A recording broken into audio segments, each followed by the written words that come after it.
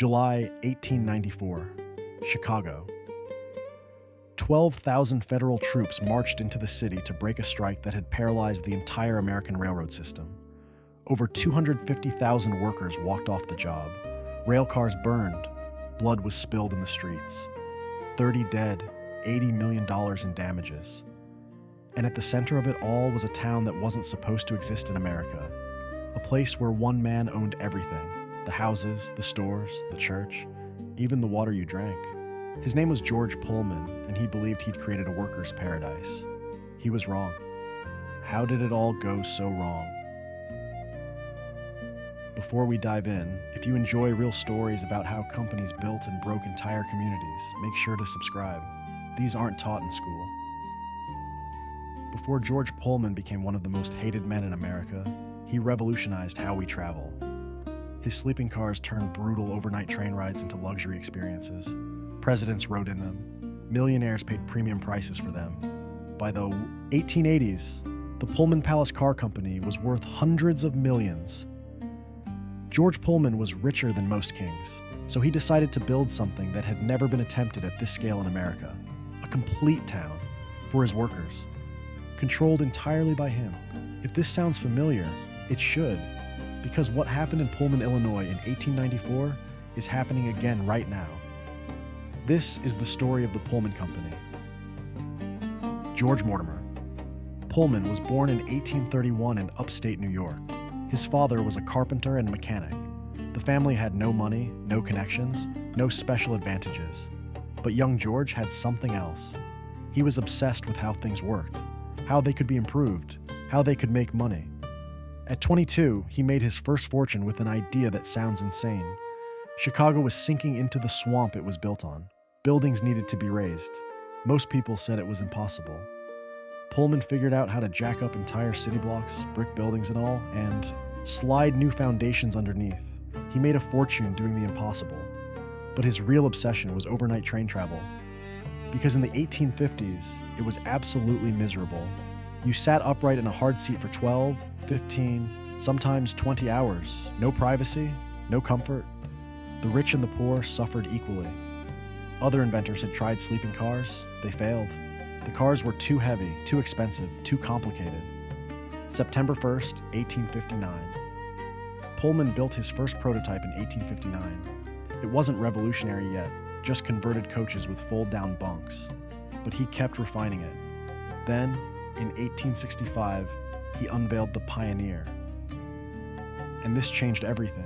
Mahogany woodwork, plush upholstery, chandeliers, folding beds that disappeared into the ceiling.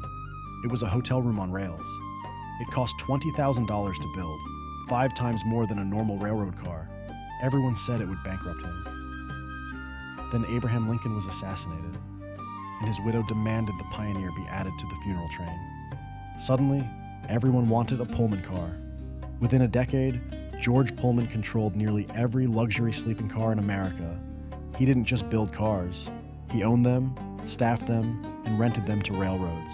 He hired newly freed African-American men as porters, paid them poverty wages, but gave them steady work when few others would. It was exploitation and opportunity wrapped together. By 1880, he needed a massive factory to keep up with demand. And he had an idea that went far beyond just building train cars.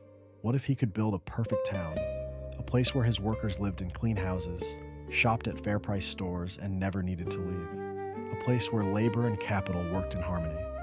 Where strikes and unions would never happen because the workers would be too happy, too comfortable, too grateful. Sound familiar?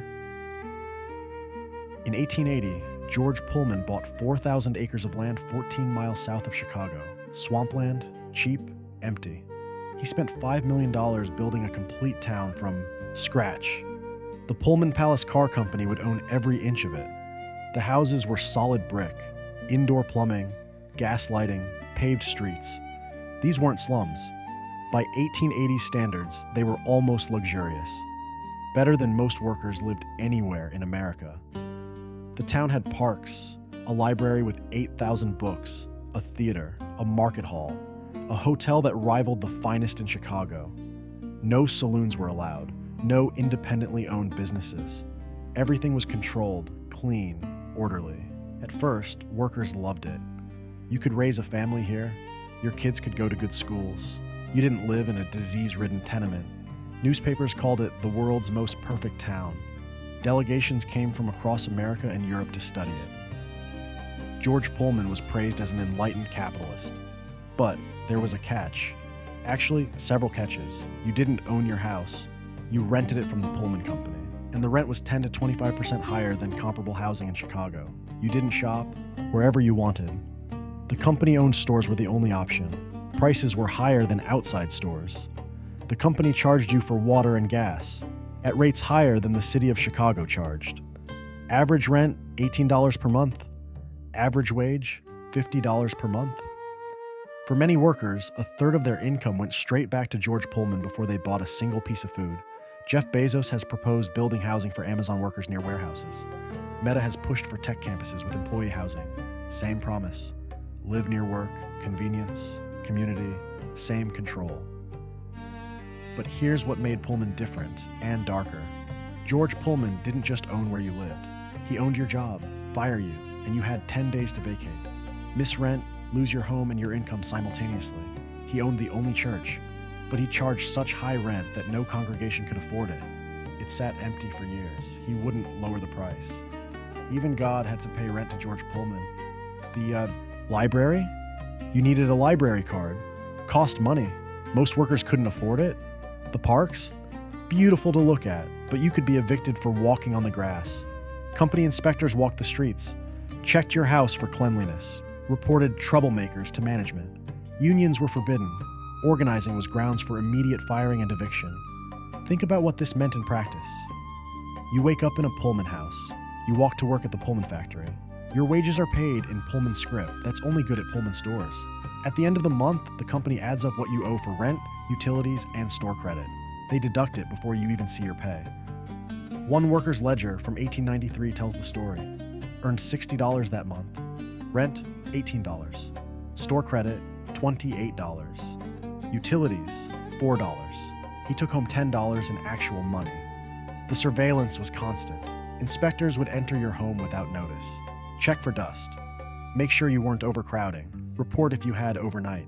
Guests. Your home was not your castle. One worker was evicted for hanging laundry in a way the inspector deemed unsightly. And that church, the Greenstone Church, sitting empty while Pullman charged $300 a month rent. No denomination could afford it. He could have lowered the price, let the community have a spiritual center. When criticized, Pullman said he built it as an investment, and investments must return profit. God himself would have to pay market rates. We are born in a Pullman house, fed from the Pullman shop, taught in the Pullman school, catechized in the Pullman church, and when we die, we shall be buried in the Pullman cemetery and go to the Pullman hell. The perfect town was a beautiful prison. If this story feels familiar, you're going to want to see what happens next, and the other companies that followed the same path. Subscribe so you don't miss it. In 1893, Chicago hosted the World's Fair. 27 million people visited. It was America at its peak. And then the economy collapsed. The Panic of 1893. Banks failed. Railroads went bankrupt. Unemployment hit 20%. It was the worst economic crisis America had ever seen. Orders for Pullman cars dried up. The company was losing money. George Pullman had a choice to make. He could lower rents, cut his profits, share the pain with his workers. He didn't. Wages cut 25 to 40%. In May 1893, Pullman slashed wages by 25 to 40%. Some skilled workers went from $2.25 a day to $1 a day. But he didn't touch the rent, or the prices in company stores, or the utility charges. Workers who'd been making $50 a month and paying $18 in rent were now making $30 a month and still paying $18 in rent. Some workers opened their pay envelopes to find they owed the company money after rent was deducted. Pay envelope after rent, $0.02. One worker's 2-week paycheck after the company took out rent was 2 cents. A committee of workers asked for a meeting with Pullman. They came, respectful, desperate. They asked for either a wage increase or a rent reduction. Pullman refused. He said the company's role as landlord was separate from its role as employer. As a landlord, he needed to maintain his investment. Meanwhile, Pullman paid shareholders a 2.5% dividend. That same year, while his workers starved, George Pullman paid out dividends to shareholders. The company had $25 million in undistributed profits. 3 members of the worker committee were fired the next day and evicted. That was the moment everything changed. May 11, 1894. Without union authorization, without a plan, Pullman workers walked off the job. 3,000 workers, then 4,000. Production stopped. Eugene V. Debs, American Railway Union. Enter Eugene Debs, a socialist organizer who just formed the American Railway Union.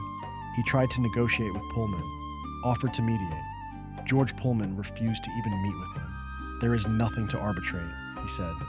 The ARU made a decision that would change American labor history. If Pullman wouldn't negotiate with his own workers, they'd force him to. June 26, 1894. On June 26th, the ARU ordered a boycott. Any train pulling a Pullman car would be refused service by ARU members. Within days, it spread. Chicago to California, the Great Lakes to the Gulf, 27 states, 250,000 workers. The American economy ground to a halt. Mail couldn't be delivered, food couldn't be shipped, passengers couldn't travel.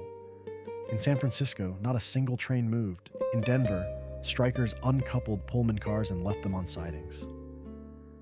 In St. Louis, workers blocked the yards entirely. It was the closest thing to a general strike America had ever seen. The New York Times called it a war against the government and society. The railroad companies, led by the General Managers Association, had a problem. They couldn't break the strike with private security. It was too big, too coordinated. They needed federal power. Attorney General Richard Olney was a former railroad lawyer. He still owned stock in several railroads. He was more than willing to help. Olney came up with a brilliant legal maneuver: attach mail cars to trains pulling Pullman sleepers, then claimed the strike was obstructing federal mail delivery. That made it a federal crime. Federal injunction issued July 2nd, 1894. A federal injunction was issued. The strike was declared illegal. Workers were ordered back immediately. Eugene Debs knew this was a trap. If he obeyed, the strike collapsed. If he defied it, he'd go to prison. He chose defiance. "We have decided to remain steadfast," Debs announced. "The fight is on." The railroad companies went to President Grover Cleveland. They wanted federal intervention. The government got a federal injunction, claimed the strike was interfering with mail delivery, ordered workers back. Debs refused. The strike continued. July 4th, 1894. On July 4th, Cleveland sent in the army. 12,000. Federal troops. The first time federal troops were used to break a strike in American history. Illinois Governor John Altgeld was furious. He said the state didn't need federal troops. Cleveland ignored him. Chicago erupted. Rail cars burned. Riots broke out. Federal troops opened fire. On July 6th, a crowd of 6,000 gathered at the Rock Island Railroad yards. They blocked troops from moving trains. The soldiers fixed bayonets and charged. At the Panhandle yards, rioters overturned rail cars and set them ablaze. Over 700 cars were destroyed in a single night. The sky glowed orange over Chicago. At 49th and Loomis, soldiers opened fire on a crowd. 4 men were killed instantly, dozens wounded. Most of them weren't even strikers, just neighborhood residents watching the confrontation. 30 workers killed, 57 wounded, $80 million in damages. When it was over, 30 workers were dead, 57 wounded. Property damage exceeded $80 million, hundreds arrested. The arrests were indiscriminate. If you were near a rail yard, you could be arrested for conspiracy. Some men were held without charges for weeks. Eugene Debs was arrested for contempt of court, sentenced to 6 months in prison. He went in a labor organizer. He came out a socialist. Workers returned, beaten, blacklisted, desperate. George Pullman had won, but at what cost? The press turned against him. Even the business community was shocked by his refusal to negotiate. He'd forced the president to send troops against American workers. A federal commission investigated the strike. Their conclusion was damning. The Pullman Company's policy was un-American. They called the company town un-American, said Pullman's refusal to arbitrate was indefensible, recommended that company ownership of worker housing should be illegal. George Pullman became a pariah, once praised as an enlightened capitalist, now seen as a tyrant. He gave no interviews, made no apologies. He hired bodyguards, afraid of assassination. Some workers had vowed revenge. The stress destroyed him. his health collapsed. October 19th, 1897. George Pullman died of a heart attack at age 66. Even in death, he feared his workers. He ordered his coffin encased in concrete and steel, buried under layers of railroad ties and asphalt. He was afraid workers would dig him up. Some say he was afraid workers would dig up his body and desecrate it. Whether the story is true or not, the fear was real. The Supreme Court of Illinois ordered the Pullman Company to divest itself of the town. Company towns, they ruled, were incompatible with American freedom. Workers were finally allowed to buy their homes. The monopoly on stores was broken. The perfect town became just another neighborhood. The Pullman Company survived, thrived even. The sleeping cars remained the standard for decades. The company merged with other manufacturers and existed until the 1980s. The Pullman Porters, those underpaid African-American workers, formed the Brotherhood of Sleeping Car Porters in 1925. Led by A. Philip Randolph, it became one of the most powerful black labor unions in American history. The first major black labor union. They won better wages, better conditions, and became a training ground for the civil rights movement. The Pullman strike changed American labor law forever. It led to the creation of Labor Day as a federal holiday. Strengthened arguments for collective bargaining, showed the limits of corporate paternalism. Eugene Debs ran for president 5 times as a socialist. In 1920, he got nearly 1 million votes while in prison for opposing World War I. Today, the Pullman Historic District still stands on Chicago's South Side. The brick houses are there. The Hotel Florence is a museum. You can walk the streets George Pullman built. But the lesson is written in every brick. In 2021, Amazon proposed building 3,000 affordable housing units near its warehouses. Convenient for workers, close to the job. Meta has pushed for employee housing near its campuses. Google has done the same. Tech companies building complete communities for their workers. Same promise, convenience, community, taking care of employees. Amazon Go stores, company cafeterias, on-site healthcare, on-site gyms. Everything you need without leaving the campus. At some tech campuses, you can live in company housing, eat in company cafeterias, see a company doctor, work out in a company gym, and never leave the grounds. When your employer owns where you live, work, and shop. When your employer owns where you live, where you work, and where you shop, how much freedom do you really have? In China, Foxconn built entire cities for workers making iPhones. Dormitories housing hundreds of thousands. Company stores, company security. In 2010, the suicide rate got so high they installed nets to catch jumpers. But you don't have to go to China to see this pattern. Coal companies in Appalachia ran company towns into the 1960s. Miners paid rent to the company, bought from company stores, and got paid in scrip only good at those stores. The system was designed to keep workers in debt. You couldn't save enough to leave. You couldn't afford to strike. You were trapped. The gig economy has created a new version of this. Amazon Flex drivers sleeping in their cars to be near high-demand areas. Uber drivers who can't afford housing anywhere but the cheapest, most distant suburbs, burning their profits in gas. Amazon warehouse workers in some facilities have injury rates double the industry average. When they complain, they're told they're easily replaceable. Sound familiar? Amazon fought unionization in Bessemer, Alabama with the same tactics used in 1894. In 2021, Amazon fought a unionization effort in Bessemer, Alabama. They held mandatory anti-union meetings. They pressured workers individually. They suggested the union would cost them their jobs. They installed cameras everywhere, monitored break times, tracked time off, task. George Pullman would have recognized every tactic, but neither did labor organizing. Amazon workers in Staten Island voted to unionize in 2022. Led by Chris Smalls, a fired warehouse worker who refused to back down. Starbucks workers are organizing across the country. Over 300 stores have unionized since 2021. Tech workers at Google formed the Alphabet Workers Union. The fight that Eugene Debs started never ended. It just changed venues. In 2020, app-based drivers in California forced companies to classify them as employees with benefits. The companies spent $200 million to pass Proposition 22 and overturn it. The battle continues. Here's what connects all of this. When companies gain too much control over workers' lives, when they own the housing, set the prices, control the income, workers eventually push back. The questions are the same. Who has the power? Who sets the terms? Can you be free if someone else owns everything you depend on? Today's workers face different chains: student debt, medical expenses tied to employment, housing costs that eat half your income. You might not live in a company town, but if losing your job means losing your healthcare, your home, your ability to pay off decades of debt, how free are you really? George Pullman thought he could buy loyalty. George Pullman thought he could buy loyalty with brick houses and clean streets. He learned that people want more than comfort. They want dignity. They want a voice. They want control over their own lives. The workers who walked out in 1894 knew this. It cost them everything. Some lost their jobs, their homes, their lives. But they knew that a beautiful prison is still a prison. And they knew something else. That solidarity, the willingness to sacrifice for each other, was the only power workers had against capital. That lesson hasn't changed. That lesson hasn't changed. The Pullman Palace Car Company is gone. The sleeping cars are museum pieces.